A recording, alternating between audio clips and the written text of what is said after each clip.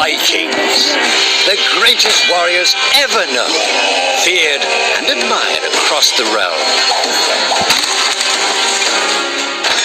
Ready to fight once more for the glory and prosperity of their people.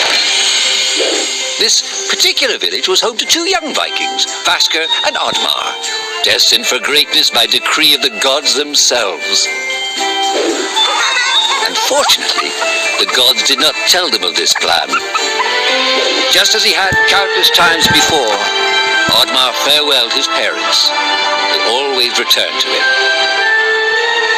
This time was different.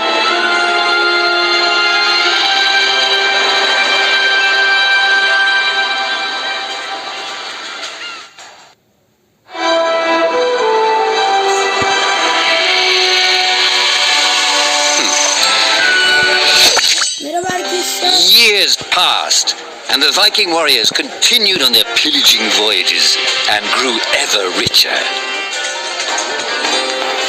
The Viking chief was proud of his people, but he was greedy, single-minded. He wished to expand his village, regardless of the consequences. The chief despised Oddmar. He'd never fought for his village and survived off their scraps. But the chief would tolerate this behavior no longer. Oddmar would have to single-handedly loot the forest, burn it to the ground so their village may prosper. And if he refused, he would face the same fate as his old friend Vasker.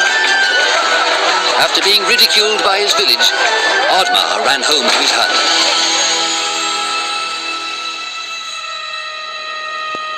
Oddmar felt hurt and lost. He loved his people, but he couldn't be what they wanted him to be. Perhaps he thought he wasn't a true Viking. Maybe some sleep would do him good. Oddmar couldn't believe his eyes. At his side was his long-lost friend Vasker. And in front of them stood the hallowed gates of Valhalla. "Wait!" cried Oddmar, as his old friend stepped into the light.